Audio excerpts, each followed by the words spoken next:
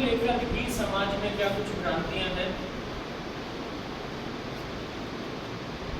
कोई लड़की अगर इसको मेंस्ट्रुअल साइकिल पहली बार शुरू हुआ है, माना स्कूल में ही पहली बार पीरियड्स, तो क्या होता है? एज ए टीचर या एज ए गार्जियन हम उसे क्या समझाएं? चर्चाएं नहीं होती कि इन चीज़ों को सामान्य रूप से जो दूसरे विषय हैं उनके साथ जोड़ के नहीं देखा जाता। मंदिर नहीं जा सकते, अचार को टच नहीं कर सकते, खराब हो जाएगा, है कि नहीं है ये भ्रांति? और ये क्यों चली आ रही है? क्योंकि खुल के कभी चर्चा नहीं हुई।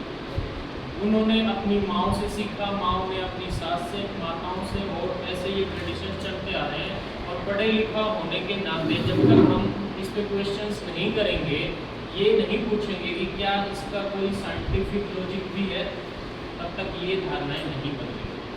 तो ये इसीलिए ये ट्रेनिंग करवाई जा रही है कि इन मुद्दों पर विस्तार से चर्चा हो। चीजें समझ लिया?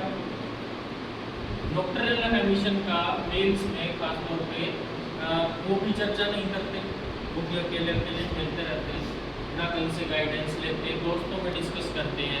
दोस्तों के पास ज्ञान नहीं है, ज्ञान कहाँ से आएगा? आप लोग को आप चर्चाएँ करो, आप उन भ्रांतियों से निकालो, तब बात करें। तब और जब ये चेंजेस हो रहे होते हैं तो ओवरऑल जो फंक्शनिंग होती है बच्चे की, उस पर एडवर्स इफेक्ट भी आता है। आपको लगता है कि ये तो पढ़ाई लिखाई में इसका इंटरेस्ट खत्म हो रहा है ना, और दूसरे चेंजेस भी साथ साथ हो रहे हैं, तो कहीं ना कहीं एक दूसरे से जुड़े हुए हैं और हमें एक एक को विस्तार से समझकर और हर मुद्दे पे विस्तार से चर्चा करनी है। अगर एक बच्चा भी हमारी समझ से कुछ ठीक ठाक व्यवहार करना शुरू कर दे और ट्रैक पे आ जाए, तो ये हमारे लिए उपलब्धि होगी।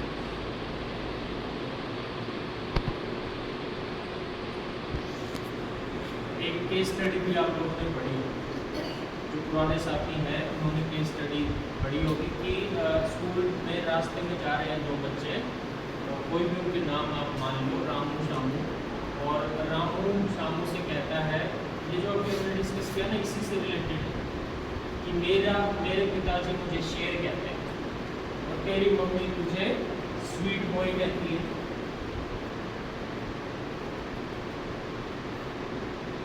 मेरे ऊपर दाढ़ी मुछाई हुई है, तेरे नहीं हुई। मैं मैनली वॉइस में बात करता हूँ और तू फेमिनिन वॉइस में बात करता है। अगर ये लगातार हो रहा है उस बच्चे के साथ, तो बीइंग ए पेरेंट आपको क्या दायित्व बनता है? घर में जाकर चर्चा करें, पेरेंट्स का क्या दायित्व बनता है? हमारे वाले पेरेंट्स को क्या कहते हैं?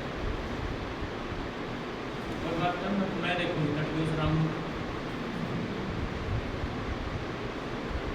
जबकि करना क्या चाहिए था? डिस्कस करना चाहिए था, डिटेल में बात करनी चाहिए थी, तो चेंजेस के बारे में बताना चाहिए था, ताकि बच्चा नेक्स्ट टाइम वो चीज़ फेस करे तो उसको उतनी दिक्कत ना हो। क्योंकि उसको ये अंदाज़ा हो जाएगा कि घर में सपोर्ट सिस्टम है, और अगर सपोर्ट सिस्टम नहीं मिलता है टीचर से, पेरेंट्स से, तब बच्चे गलत कदम उठाते हैं, तब ट्रैक से भटक जाते हैं।